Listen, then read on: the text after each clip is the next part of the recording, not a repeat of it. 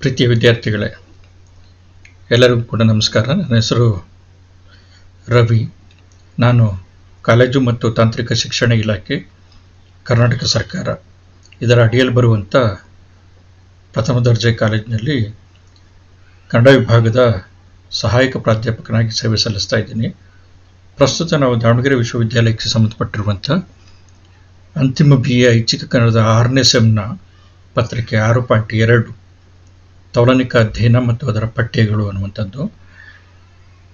ಅದರಲ್ಲಿ ಇವತ್ತು ನಾವು ತೌಲನಿಕ ಅಧ್ಯಯನದ ಪಂಥಗಳಲ್ಲಿ ಅಮೇರಿಕನ್ ಪಂಥದ ಬಗ್ಗೆ ನಾವು ಸ್ವಲ್ಪ ಚರ್ಚೆಯನ್ನು ಮಾಡೋಣ. ಹಿಂದಿನ ಸೆಷನ್ನಲ್ಲಿ ನಾವು ಚರ್ಚೆ ಮಾಡಿದ್ವಿ ಫ್ರೆಂಚ್ ಪಂಥದ ಬಗ್ಗೆ.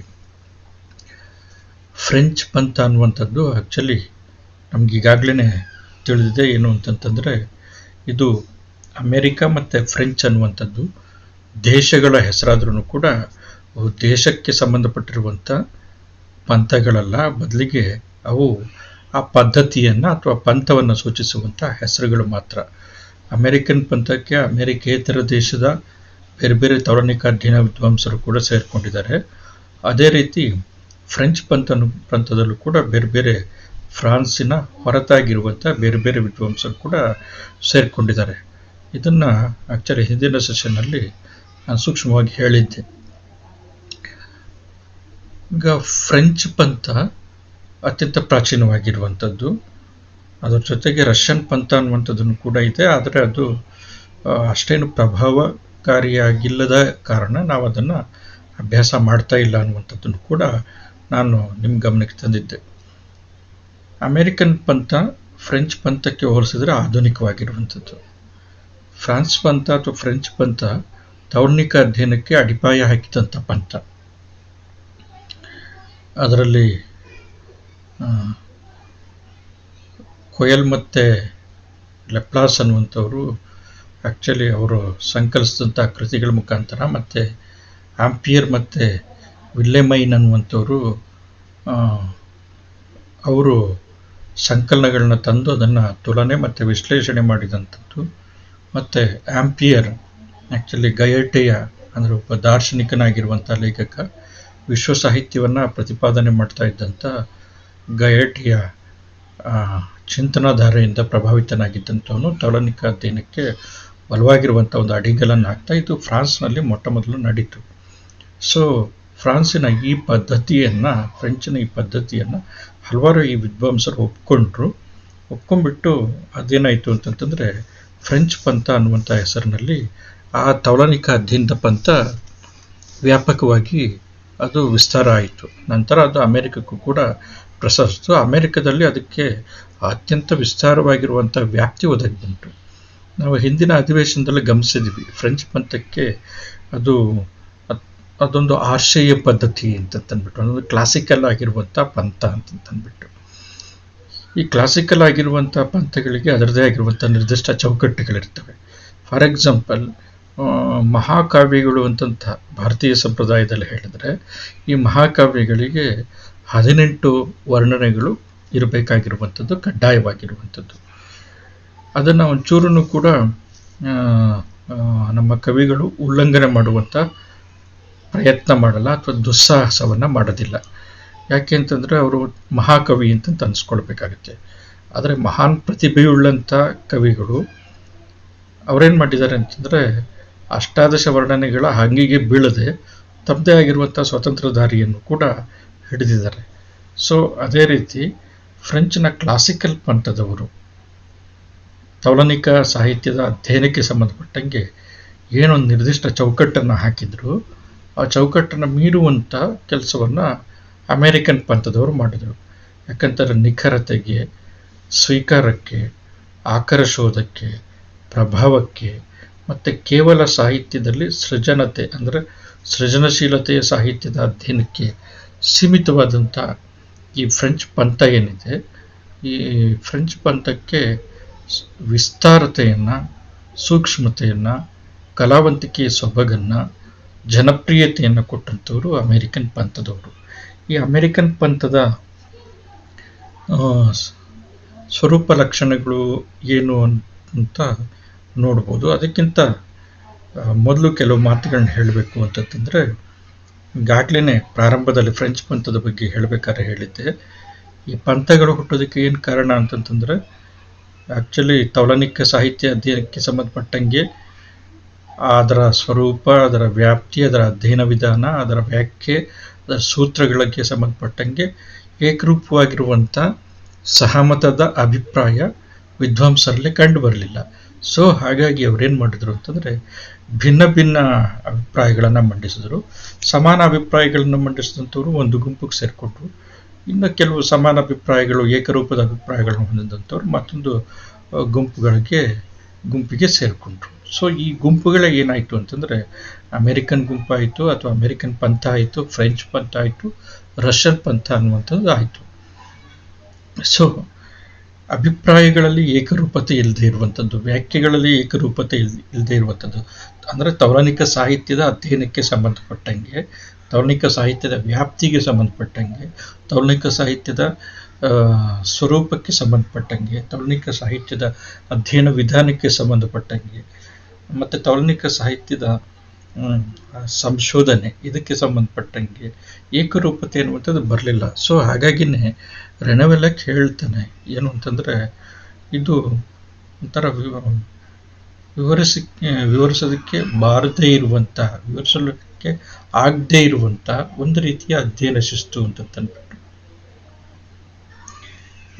ವಿವರಿಸೋದಕ್ಕೆ ಆಗದೇ ಇರುವಂಥ ಅಧ್ಯಯನ ಶಿಸ್ತು ತೌಲನಿಕ ಅಧ್ಯಯನ ಅಂತ.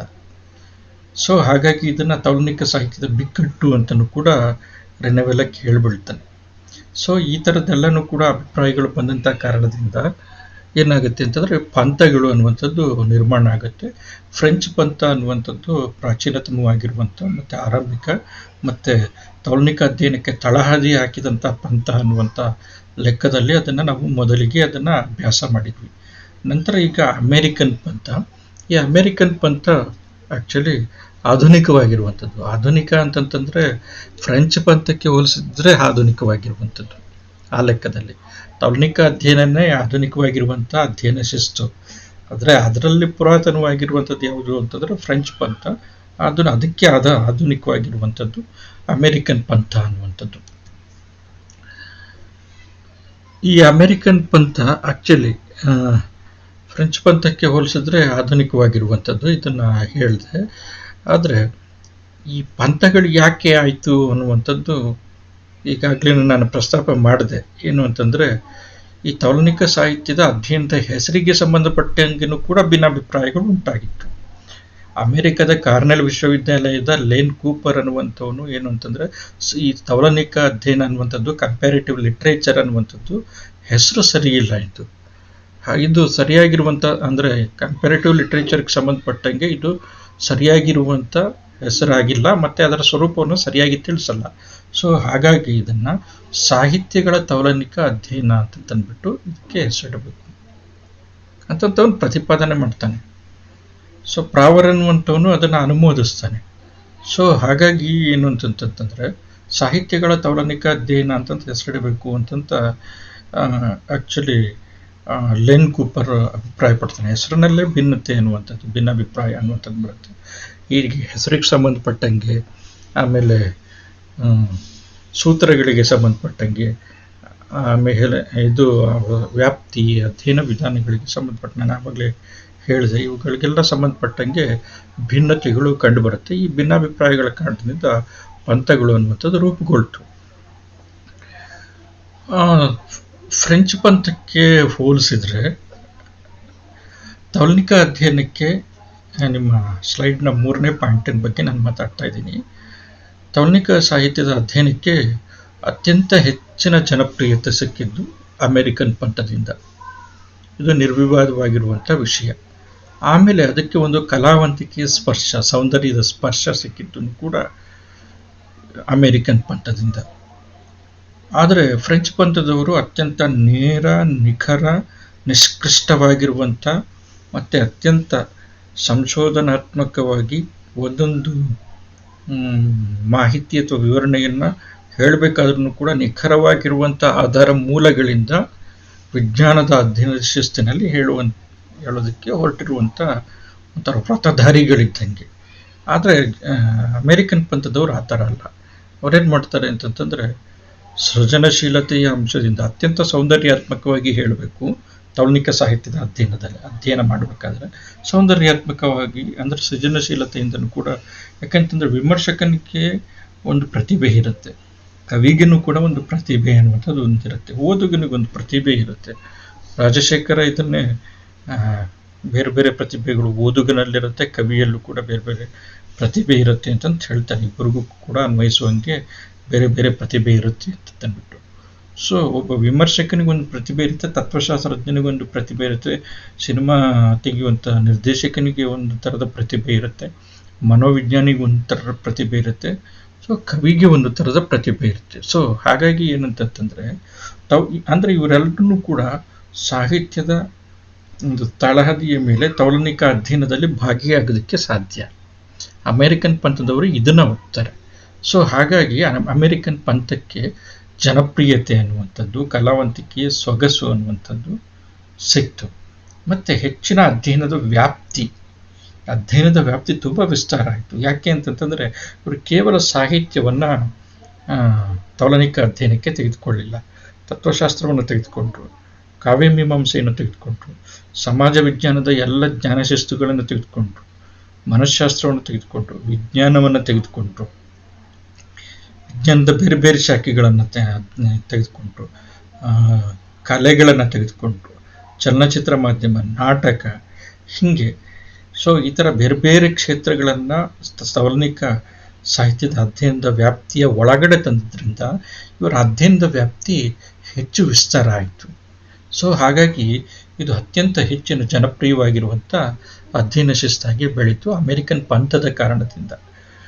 ಸೊ ಹಾಗಾಗಿ ಏನು ಅಂತಂತಂದರೆ, ಒಂದು ಈ ಹೆಚ್ಚಿನದಾಗಿರುವಂಥ ಅಧ್ಯಯನದ ವ್ಯಾಪ್ತಿ ಮತ್ತು ಕಲಾವಂತಿಕೆಯ ಒಂದು ಸೊಬಗು ಅಥವಾ ಸೊಗಸನ್ನು ತಂದರು. ಮತ್ತು ಜನಪ್ರಿಯತೆಯೂ ಕೂಡ ಇವರಿಂದಾಗಿ ಈ ಅಧ್ಯಯನ ಕ್ಷೇತ್ರಕ್ಕೆ ಲಭಿಸ್ತು, ತೌಲನಿಕ ಅಧ್ಯಯನ ಕ್ಷೇತ್ರಕ್ಕೆ. ಆದರೆ ಇವರು ಫ್ರೆಂಚ್ ಪಂಥದವರು ಪ್ರತಿಪಾದಿಸುವಂಥ, ಅಂದರೆ ಇದು ಸಾಹಿತಿಗಳ ಅಥವಾ ಸಾಹಿತ್ಯ ಕೃತಿಗಳ ಒಂದು ಚರಿತ್ರೆ ಅನ್ನುವಂಥ, ಇದು ತೌಲನಿಕ ಅಧ್ಯಯನ ಅಂತಂತಂದರೆ ಅನ್ನುವಂಥ ವ್ಯಾಖ್ಯೆ ಏನಿದೆ, ಆ ವ್ಯಾಖ್ಯೆಯನ್ನು ಒಪ್ತಾನೆ ಅದನ್ನು ಒಂಥರ ವಿಸ್ತರಿಸ್ತಾರೆ ಅಮೇರಿಕನ್ ಪಂಥದವರು.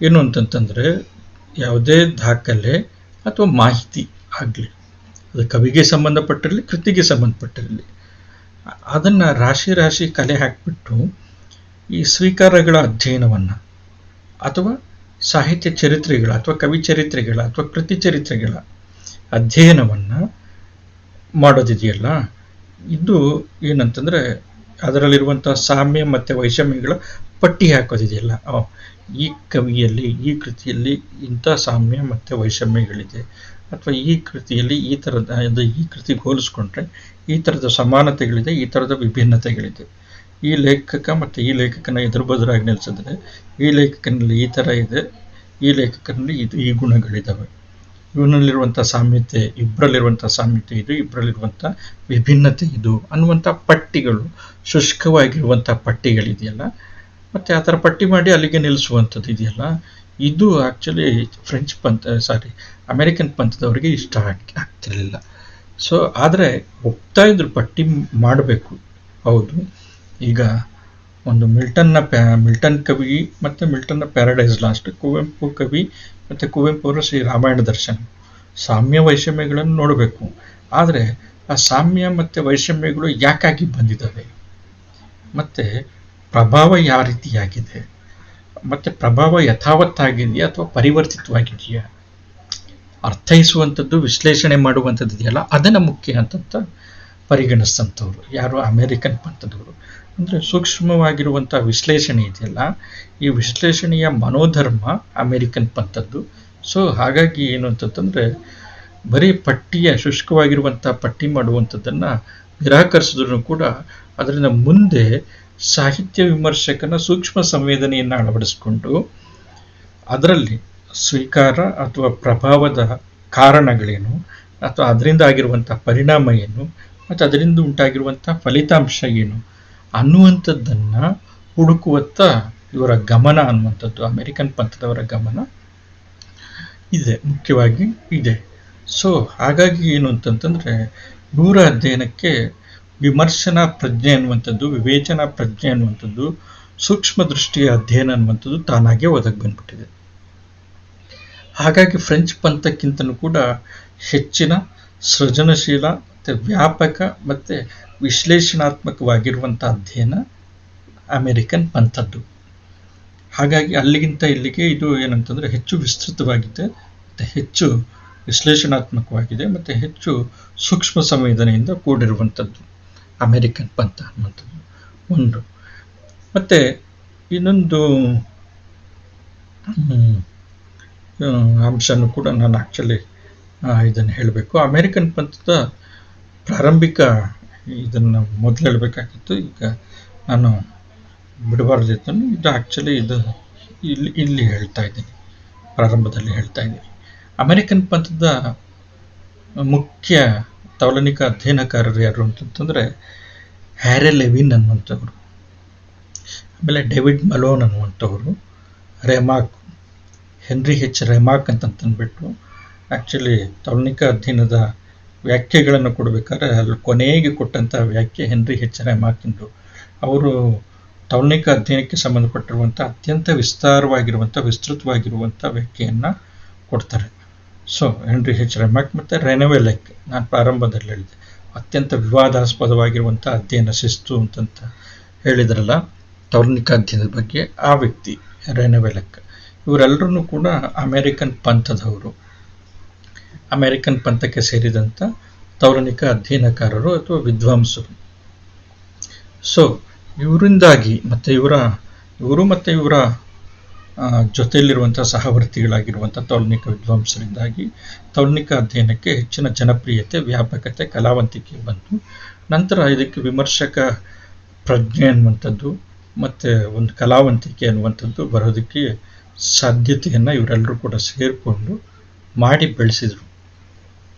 ನಂತರ ಈ ತೌಲನಿಕ ಅಧ್ಯಯನಕ್ಕೆ ಸಂಬಂಧಪಟ್ಟಂಗೆ ಅಮೇರಿಕನ್ ಪಂಥದವರು ಮತ್ತೊಂದು ಸ್ವರೂಪ ಅಥವಾ ಲಕ್ಷಣ ಅಂತಂದರೆ ಅಮೇರಿಕನ್ ಪಂಥದವರು ಪ್ರತಿಪಾದಿಸುವಂಥದ್ದು, ಫ್ರೆಂಚ್ ಪಂಥದವರು ಕೃತಿಗಳ ನಡುವೆ ಅಥವಾ ಲೇಖಕರ ನಡುವೆ ನೇರವಾಗಿರುವಂಥ ಸಂಪರ್ಕ ಇದ್ದರೆ ಮಾತ್ರ ಆಗ ಅಲ್ಲಿ ಅಧ್ಯಯನ ಸಾಧ್ಯ, ತೌಲನಿಕ ಅಧ್ಯಯನ ಸಾಧ್ಯ ಅಂತಂತ ಹೇಳ್ತಾರೆ.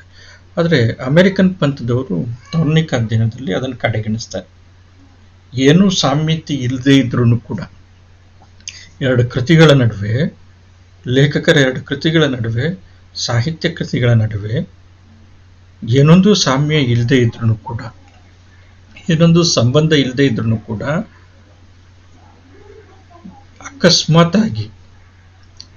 ಅಕಸ್ಮಾತಾಗಿ ಕಂಡುಬರುವಂಥ ಸಾಮ್ಯತೆ, ವಸ್ತುವಿನಲ್ಲಿ ಅದು ಸಮಾನತೆ ಇಲ್ಲ, ಅಥವಾ ರೂಪದಲ್ಲಿ ಸಮಾನತೆ ಇಲ್ಲ, ಅಥವಾ ಆ ಛಂದಸ್ಸಿನ ಇದರಲ್ಲಿ ಪ್ರಕಾರದಲ್ಲಿ ಸಮಾನತೆ ಇಲ್ಲ, ಬೇರೆ ಬೇರೆ ರೀತಿ ಇರ್ಬೋದು, ಸಮಾನತೆ ಇಲ್ಲದೆ ಇರ್ಬೋದು. ಆದ್ರೂ ಕೂಡ ಆ ಎರಡು ಕೃತಿಗಳಲ್ಲಿ ಯಾವುದೋ ಒಂದು ಅಂಶ ಸಮಾನವಾಗಿದ್ದರೆ, ಸಮಾನತೆಯ ಹತ್ತಿರ ಬಂದಿದ್ದರೆ ಅದನ್ನು, ಆ ಸಾಮ್ಯತೆಯನ್ನು ಕಾಣುವಂಥ, ಆ ಹೋಲಿಕೆಯನ್ನು ಕಾಣುವಂಥ ಕೆಲಸವನ್ನು ತುಂಬ ಮುಖ್ಯವಾಗಿ ಮಾಡ್ತಾರೆ. ಅಂದರೆ ಎರಡು ವಿಭಿನ್ನ ಕೃತಿಗಳು ಪರಸ್ಪರ ಸಂಬಂಧ ಇಲ್ಲದಂತೆಯೂ ಕೂಡ ಇದ್ರೂ ಕೂಡ ಅವುಗಳಲ್ಲಿ ಒಂದು ಸಂಬಂಧ ಏನಾದರೂ ಕಂಡು ಬಂದ ಪಕ್ಷದಲ್ಲಿ, ಸಾಮ್ಯತೆ ಕಂಡು ಬಂದಂಥ ಪಕ್ಷದಲ್ಲಿ ಅವುಗಳ ಅಧ್ಯಯನಕ್ಕೆ ವಿಶೇಷ ಒತ್ತನ್ನು ಅಮೇರಿಕನ್ ಪಂಥದವರು ಕೊಡ್ತಾರೆ ಅನ್ನುವಂಥದ್ದು. ಆದರೆ ವ್ಯತ್ಯಾಸಗಳು ಅದರಲ್ಲಿದ್ದರೂ ಕೂಡ ವ್ಯತ್ಯಾಸಗಳನ್ನು ಕೂಡ ಅವರು ಗಮನಿಸ್ತಾರೆ, ಅದನ್ನು ಕೂಡ ಮುಖ್ಯ. ಆದರೆ ಸಂಬಂಧ, ಕೃತಿಗಳ ಮಧ್ಯೆ ಯಾವುದೇ ಸಂಬಂಧಗಳಿಲ್ಲದೆ ಹೋದ ಪಕ್ಷದಲ್ಲಿಯೂ ಕೂಡ ಸಾಮ್ಯತೆ ಏನಾದರೂ ಕಂಡು ಬಂದರೆ, ಅದು ಅಲ್ಪ ಪ್ರಮಾಣದ್ದಾಗಿರಲಿ ಅಥವಾ ಎಷ್ಟೇ ಪ್ರಮಾಣದ್ದಾಗಿರಲಿ, ಆ ಸಾಮ್ಯತೆ ಏನಾದರೂ ಕಂಡು ಬಂದರೆ ಅದನ್ನು ತುಂಬ ಎಚ್ಚರಿಕೆಯಿಂದ, ತುಂಬ ಸೂಕ್ಷ್ಮವಾಗಿ ಮತ್ತು ತುಂಬ ಗಂಭೀರವಾಗಿ ಅದನ್ನು ಪರಿಗಣಿಸಿ ಅಧ್ಯಯನಕ್ಕೆ ಒಳಗು ಮಾಡ್ತಾರೆ ಅಮೇರಿಕನ್ ಪಂಥದವರು. ಆಕಸ್ಮಿಕವಾಗಿ ಗೋಚರಿಸುವಂಥ ಸಾಮ್ಯಗಳಿಂದ ನೋಡ್ರಿ, ಆಕಸ್ಮಿಕವಾಗಿ ಗೋಚರಿಸುವಂಥ ಸಾಮ್ಯ ನಿರೀಕ್ಷೆನೂ ಕೂಡ ಮಾಡಿರೋದಿಲ್ಲ.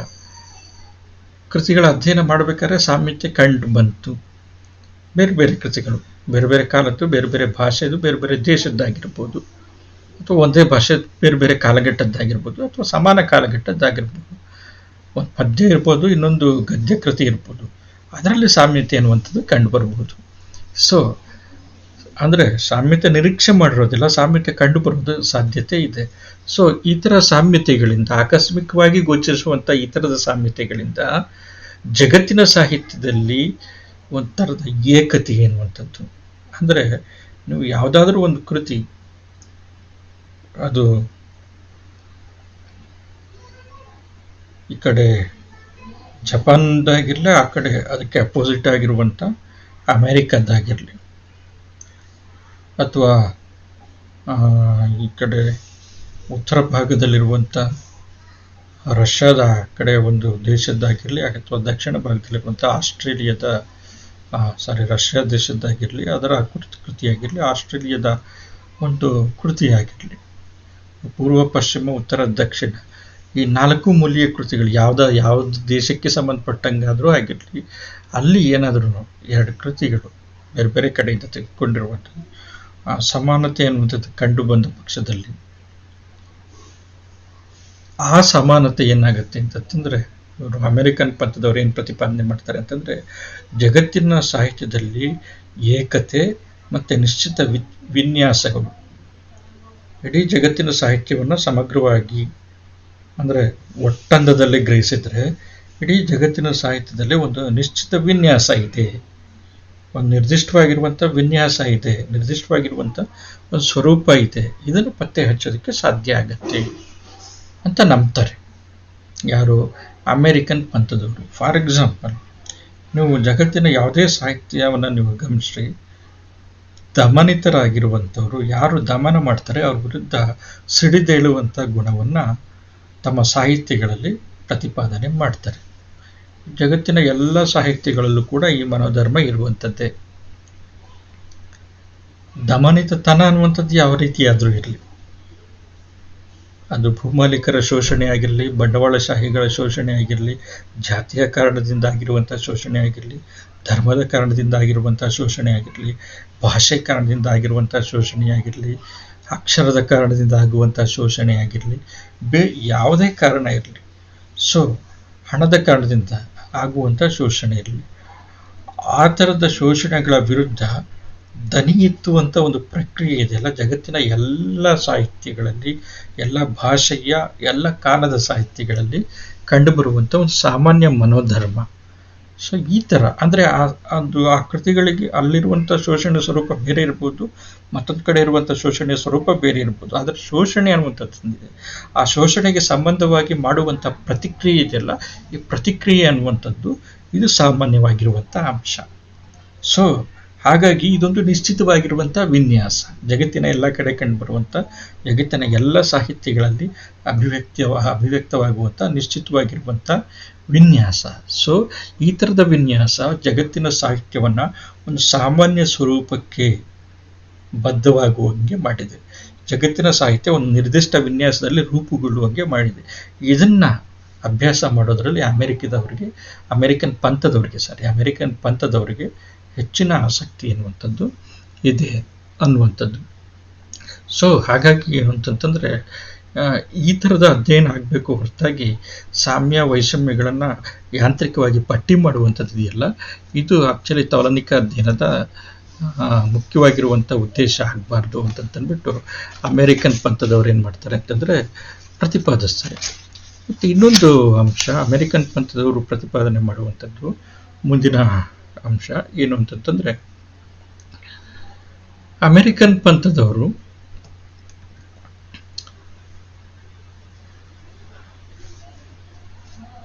ಆಕ್ಚುಲಿ ತೌಲನಿ ಅಂದರೆ ಪ್ರಭಾವದ ಸಂದರ್ಭದಲ್ಲಿ, ತೌಲನಿಕ ಅಧ್ಯಯನದ ಸಂದರ್ಭದಲ್ಲಿ ಪ್ರಭಾವ ಅನ್ನುವಂಥದ್ದು ಒಂದು ಮುಖ್ಯವಾಗಿರುವಂಥ ಅಂಶ, ಸ್ವೀಕಾರ ಅನ್ನುವಂಥದ್ದು ಮುಖ್ಯವಾಗಿರುವಂಥ ಅಂಶ.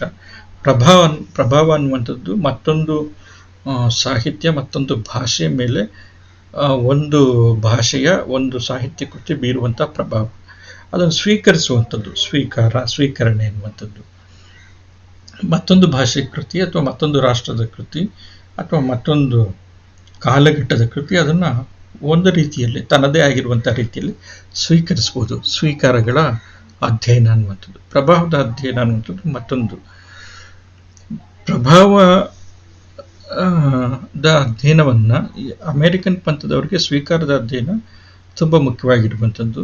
ಇವರು ಪ್ರಭಾವದ ಬಗ್ಗೆ ಮಾತಾಡ್ತಾರೆ ಅಮೇರಿಕನ್ ಪಂಥದವರು. ಆದರೆ ಈ ಪ್ರಭಾವದ ಬಗ್ಗೆ ಸುಮ್ಮನೆ ಅಂದರೆ ಪ್ರಭಾವ ಹೆಂಗಾಗಿದೆ ಮತ್ತು ಪ್ರಭಾವ ಯಾವ ಪ್ರಮಾಣದಲ್ಲಾಗಿದೆ, ಏನು ಪ್ರಭಾವ ಆಗಿದೆ ಈ ಪಟ್ಟಿ ಮಾಡೋದಲ್ಲ. ಬದಲಿಗೆ ಅವ್ರೇನು ಮಾಡ್ತಾರೆ ಅಂತಂದರೆ ಅಮೇರಿಕನ್ ಪಂಥದವರು ಪ್ರಭಾವದ ಸಂದರ್ಭದಲ್ಲಿ ಯಾವ ಪ್ರಭಾವವನ್ನು ಸ್ವೀಕರಿಸಲಾಯಿತು, ಯಾವುದನ್ನು ಪುರಸ್ಕರಿಸಲಾಯಿತು, ಒಂದನೇ ಅಂಶ. ಮತ್ತು ಯಾವುದನ್ನು ಕೈ ಬಿಡಲಾಯಿತು. ಇಂಗ್ಲಿಷ್ ಸಾಹಿತ್ಯ ಭಾರತೀಯ ಸಾಹಿತ್ಯಕ್ಕೆ ಒಂದು ಕಾಲದಲ್ಲಿ ತುಂಬ ಬೌದ್ಧಿಕವಾಗಿ ಉನ್ನತವಾಗಿದ್ದಂಥ ಮತ್ತು ವಿಚಾರಶೀಲತೆಯನ್ನು ಕೊಡ್ತಕ್ಕಂಥ ಮತ್ತು ಪ್ರಜ್ಞೆಯನ್ನು ಹರಿತಗೊಳಿಸುವಂಥ ಸಾಹಿತ್ಯ ಆಗಿತ್ತು. ವಿವೇಚನೆಯನ್ನು ಮೂಡಿಸುವಂಥ ಸಾಹಿತ್ಯ ಆಗಿತ್ತು.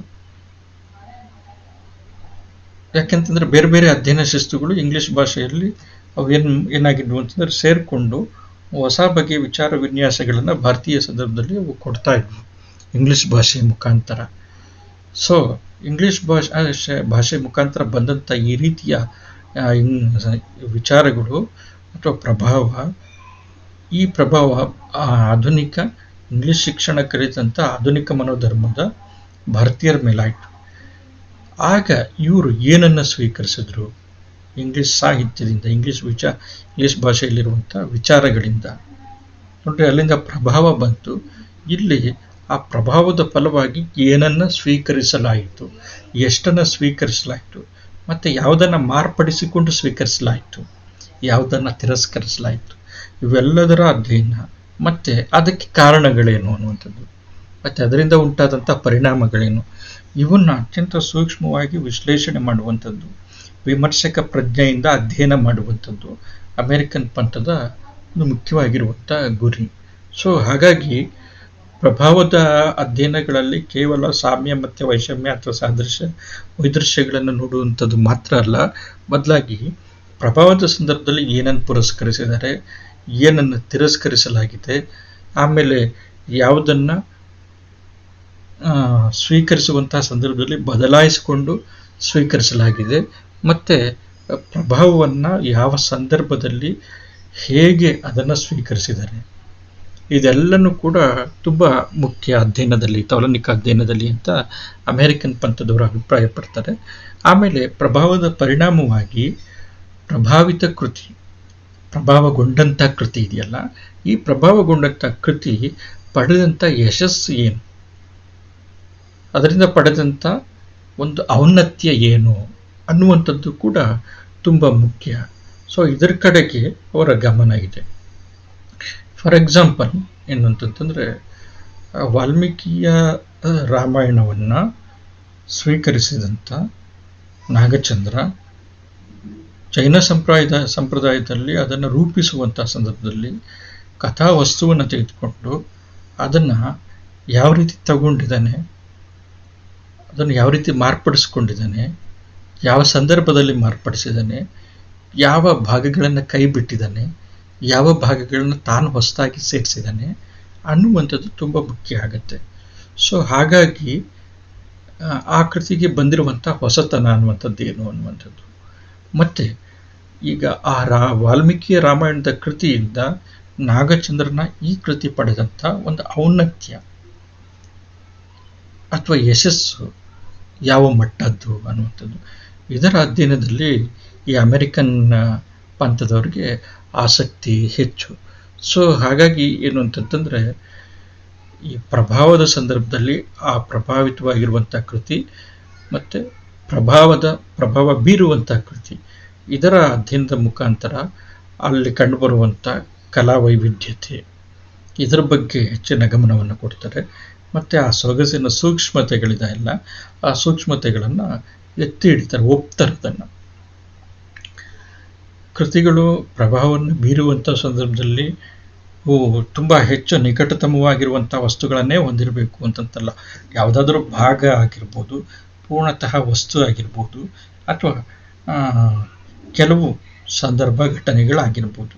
ಇಂಥ ಅಂಶಗಳನ್ನು ಎಷ್ಟರ ಮಟ್ಟಿಗೆ ಸ್ವೀಕರಿಸಲಾಗಿದೆ, ಎಷ್ಟರ ಮಟ್ಟಿಗೆ ನವೀಕರಿಸಿ ಸ್ವೀಕರಿಸಲಾಗಿದೆ, ಎಷ್ಟರ ಮಟ್ಟಿಗೆ ಅದರಿಂದ ಆ ಕೃತಿ ಉತ್ತಮ ಆಗಿದೆ, ಸ್ವೀಕರಿಸಿದಂಥ ಕೃತಿ ಅನ್ನುವಂಥದ್ದು, ಪ್ರಭಾವಿತಗೊಂಡಂಥ ಕೃತಿ ಅನ್ನುವಂಥದ್ದು, ಇದನ್ನು ಅತ್ಯಂತ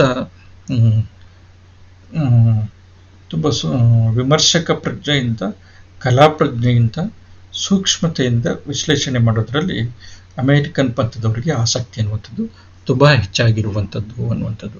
ಹೀಗೆ ಇವರು ಫ್ರೆಂಚ್ ಪಂಥದಿಂದ ಭಿನ್ನರಾಗ್ತಾರೆ ಅನ್ನುವಂಥದ್ದು.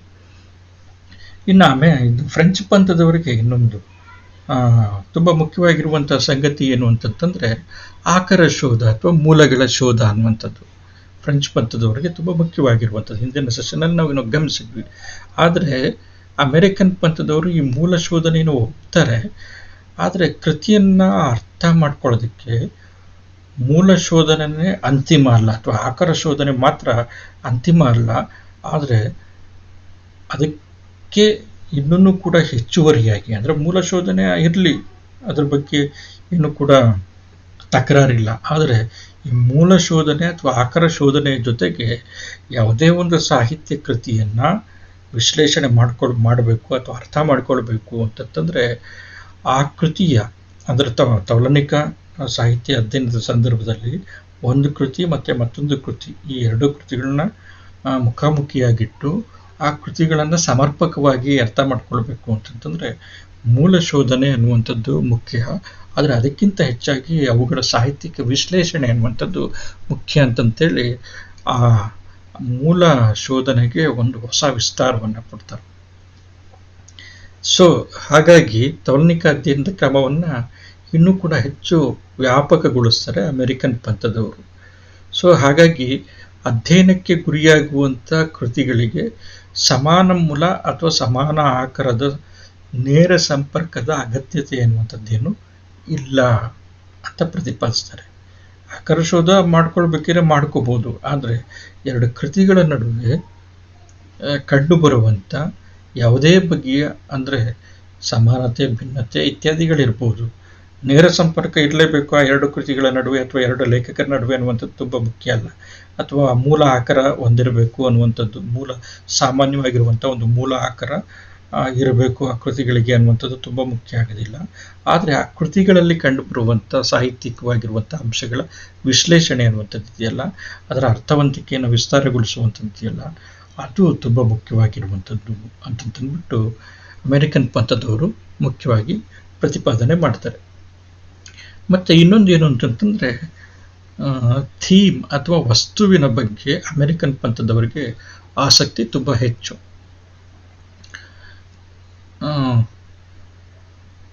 ವಸ್ತುವಿನ ಸ್ವರೂಪ ಇದರಿಂದ ಮಾಡೋದಕ್ಕಾಗತ್ತೆ, ವಸ್ತುವಿನ ಸ್ವರೂಪ ಮತ್ತು ವರ್ಗೀಕರಣ ಅನ್ನುವಂಥದ್ದು ಮಾಡೋದಕ್ಕಾಗತ್ತೆ, ಮತ್ತು ಸಮಾನತೆ ಮತ್ತು ಮರುಕಳಿಕೆಗಳು ಅಥವಾ ಪುನರಾವರ್ತನೆಯಾಗಿರುವಂಥದ್ದು, ಇದರ ಬಗ್ಗೆ ಹೆಚ್ಚಿನ ಕೆಲಸ ವಸ್ತುವಿನ ಕಾರಣದಿಂದ ಆಗುತ್ತೆ. ಈಗ ಗ್ರೀಕ್ ಪುರಾಣಗಳನ್ನು ಇಟ್ಕೊಂಡು ಸುಮಾರು ನಾಟಕಗಳು ಬಂದಿದ್ದಾವೆ.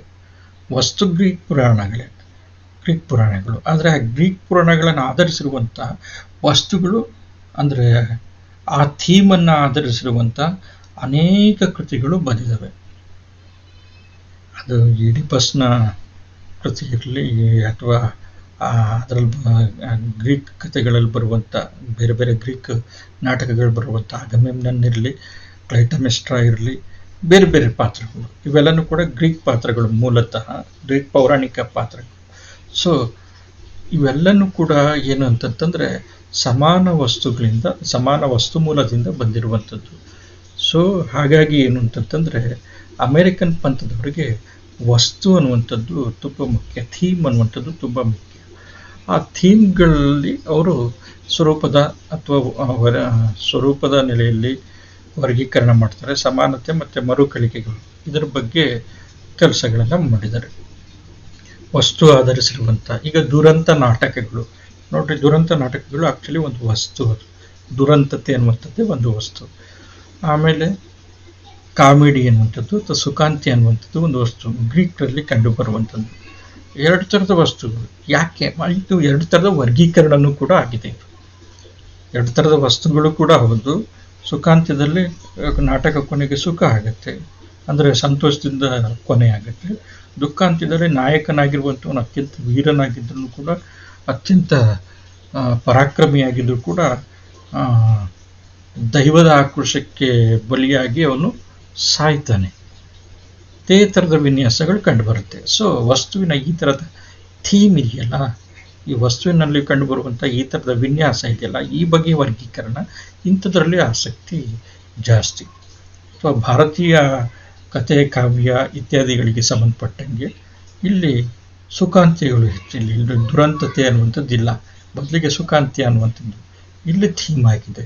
ಸೊ ಹಾಗಾಗಿ ಈ ಥರದ ಥೀಮ್ ಮತ್ತು ಅದರ ಥೀಮ್ಗಳ ವರ್ಗೀಕರಣ, ಅಲ್ಲಿರುವಂತಹ ಸಮಾನ ಅಂಶಗಳು ಮತ್ತು ಮರುಕಳಿಕೆಗಳು, ಮತ್ತೆ ಮರುಕಳಿಸುವಂಥದ್ದು ಇವೆಲ್ಲ ಇದಾವಲ್ಲ, ಇವು ಅಂದರೆ ಆ ವಸ್ತುವಿನಲ್ಲಿ ಮರುಕಳಿಸುವಂಥ ಅಂಶಗಳಿದಾವಲ್ಲ, ಮತ್ತೆ ರಿಪೀಟ್ ಆಗುವಂಥ ಅಂಶಗಳು, ಇವೆಲ್ಲನೂ ಕೂಡ ಅಮೇರಿಕನ್ ಪಂಥದವರಿಗೆ ತುಂಬ ಮುಖ್ಯವಾಗಿರುವಂಥ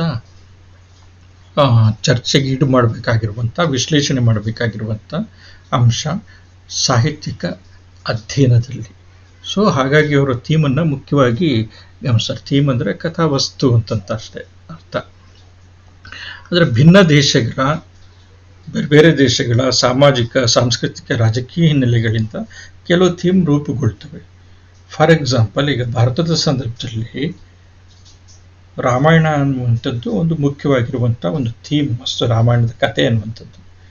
ಮಹಾಭಾರತದ ಕಥೆ ಅನ್ನುವಂಥದ್ದು ಒಂದು ಮುಖ್ಯವಾಗಿರುವಂಥ ಥೀಮ್ ಅನ್ನುವಂಥದ್ದು. ಆ ಥೀಮ್ನಲ್ಲಿ ಕಂಡುಬರುವಂಥ ಒಂದು ಸಬ್ ಥೀಮ್ ಏನಂತಂತಂದರೆ, ಮಹಾಭಾರತದಲ್ಲಿ ಸೋದರರ ಕಲಹ ಅಂತಂತನ್ನುವಂಥದ್ದು, ಅಣ್ಣ ತಮ್ಮಂದರ ಜಗಳ, ದಾಯಾದಿ ಕಲಹ ಅಂತ ಕರೀತಾರೆ, ಅಥವಾ ಯಾದವಿ ಕಲಹ ಅಂತ ಕರೀತಾರೆ. ಕೃಷ್ಣನ ವಂಶಜರು ಯಾದವರು, ಯಾದವಿ ಕಲಹ ಅಂತಂತ ಕರೀತಾರೆ. ಅಂದರೆ ದಾಯಾದಿ ಕಲಹಕ್ಕೆ ಒಂದು ನಿದರ್ಶನ. ಸೊ ದಾಯಾದಿ ಕಲಹ ಅನ್ನುವಂಥದ್ದು ಸಾಮಾನ್ಯ ಅನ್ನುವಂಥದ್ದು ಆ ಥೀಮ್ನ ಆಧಾರದ ಮೇಲೆ ಒಪ್ಪಲಾಗಿದೆ. ಸೊ ಹಾಗೆಯೇ ಕಿರಿಯರಾಗಿರುವಂಥವರು ಹಿರಿಯರನ್ನು ಗೌರವಿಸಬೇಕು, ಅವರ ಹೇಳಿದಂತೆ ಕೇಳಬೇಕು ಅನ್ನುವಂಥದ್ದು ಮಹಾಭಾರತದ ಪ್ರತಿಪಾದಿಸುವಂಥ ವಸ್ತು, ಒಂದು ಥೀಮ್. ಸೊ ಹಾಗಾಗಿ ಏನಂತಂದರೆ, ಈ ರೀತಿ ಭಾರತೀಯ ಸಂದರ್ಭದಲ್ಲಿ ಸಾಮಾಜಿಕ ಕಾರಣಗಳು ಮತ್ತು ಅಲ್ಲಿರುವಂತಹ ಸಾಂಸ್ಕೃತಿಕ ಅಥವಾ ರಾಜಕೀಯ ಅಥವಾ ಬೇರೆ ಶೈಕ್ಷಣಿಕವಾಗಿರುವಂಥ ಶಿಕ್ಷಣದ ಸ್ವರೂಪ, ಈ ಅಂಶಗಳು ಮತ್ತು ಸಾಮಾಜಿಕವಾಗಿರುವಂಥ ಸ್ತರ ವಿನ್ಯಾಸಗಳು, ಕುಟುಂಬದಲ್ಲಿರುವಂಥ ಗಂಡು ಮತ್ತು ಹೆಣ್ಣಿನ ಸ್ಥಾನಮಾನ, ಕಿರಿಯರು ಮತ್ತು ಹಿರಿಯರ ಸ್ಥಾನಮಾನ, ಈ ಎಲ್ಲ ಅಂಶಗಳು ಕೂಡ ಥೀಮನ್ನು ನಿರ್ಧರಿಸೋದ್ರಲ್ಲಿ ತುಂಬ ಪ್ರಮುಖ ಪಾತ್ರವನ್ನು ವಹಿಸ್ತವೆ.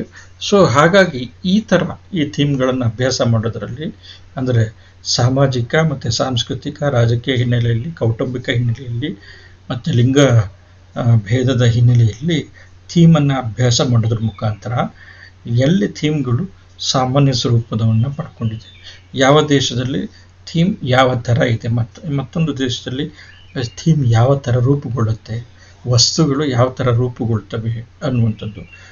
ಒಬ್ಬ ಮಹಾನ್ ಪ್ರತಿಭಾಶಾಲಿಗೆ, ಮಹಾನ್ ಪರಾಕ್ರಮಿಗೆ, ಪ್ರಚಂಡನಾಗಿರುವಂಥ ಅದ್ವಿತೀಯನಾಗಿರುವಂಥ ಶೂರನಿಗೆ ದೈವಿ ಶಾಪ ಅನ್ನುವಂಥದ್ದು ತಟ್ಟತ್ತೆ ಅನ್ನುವಂಥದ್ದು ಗ್ರೀಕರಲ್ಲಿ ಕಂಡುಬರುವಂಥ ಒಂದು ಪೌರಾಣಿಕವಾಗಿರುವಂಥ ಒಂದು ವಸ್ತು. ಸೊ ಇದು ದುರಂತ ನಾಟಕಗಳಿಗೆ ಮೂಲ.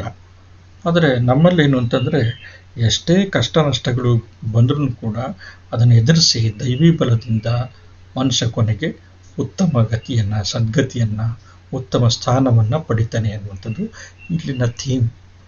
ಸೊ ಇದರ ಹಿಂದೆ ಇರುವಂಥ ಸಾಮಾಜಿಕವಾಗಿರುವಂಥ, ಸಾಂಸ್ಕೃತಿಕವಾಗಿರುವಂಥ, ರಾಜಕೀಯವಾಗಿರುವಂಥ ಅಂಶಗಳೇನು, ಕೌಟುಂಬಿಕವಾಗಿರುವಂಥ ಕುಟುಂಬದಲ್ಲಿರುವಂಥ ವ್ಯವಸ್ಥೆ ಯಾವ ರೀತಿ ಇದೆ, ಈ ಥರದ ನಂಬಿಕೆಗಳನ್ನು ಹೊಂದೋದ್ರಲ್ಲಿ ಕೊನೆಗೆ ಎಷ್ಟೇ ಕಷ್ಟ ನಷ್ಟಗಳು ಬಂದರೂ ಕೂಡ ಕೊನೆಗೆ ಮನುಷ್ಯ ಒಳ್ಳೆಯ ದಾರಿಯಲ್ಲಿ ನಡೆದರೆ ಕೊನೆಗೆ ಅವನಿಗೆ ಒಳ್ಳೆಯದಾಗತ್ತೆ ಅನ್ನುವಂಥ ಸುಖಾಂತ್ಯವನ್ನು ವಸ್ತುವಿನಲ್ಲಿ ತರ್ತಾರಲ್ಲ, ಇದೊಂದು ಸಾಮಾನ್ಯವಾಗಿರುವಂಥ ವಿನ್ಯಾಸ ಭಾರತೀಯ ಸಂದರ್ಭದಲ್ಲಿ. ಈ ಥರದ್ದಿದೆಯಲ್ಲ, ಸೊ ಇದಕ್ಕೆ ಏನು ಕಾರಣ ಅನ್ನುವಂಥದ್ದನ್ನು ಸಾಮಾಜಿಕ, ರಾಜಕೀಯ, ಸಾಂಸ್ಕೃತಿಕ, ಕೌಟುಂಬಿಕ, ಲಿಂಗದ ಅಧ್ಯಯನದ ಮುಖಾಂತರ ಅಮೇರಿಕನ್ ಪಂಥದವರು ಮಾಡುವಂಥ ಕೆಲಸವನ್ನು ಆ್ಯಕ್ಚುಲಿ ಮಾಡುವಂಥ ಒಂದು ಪ್ರಯತ್ನವನ್ನು ಮಾಡ್ತಾರೆ. ಈ ಪಂಥದವರು ತುಂಬ ಮುಖ್ಯವಾಗಿರುವಂಥ ಒಂದು ಅಧ್ಯಯನ ಕ್ರಮ ಇದು. ಮತ್ತು ದೇಶೋಲ್ಲಂಘನೆಗೊಂಡಂಥ ಸಾಹಿತ್ಯ ಚಳುವಳಿಗಳ ಬಗ್ಗೆ ಫ್ರೆಂಚ್ ಪಂಥದವರಿಗೆ ಆಸಕ್ತಿ ಇಲ್ಲ. ಆದರೆ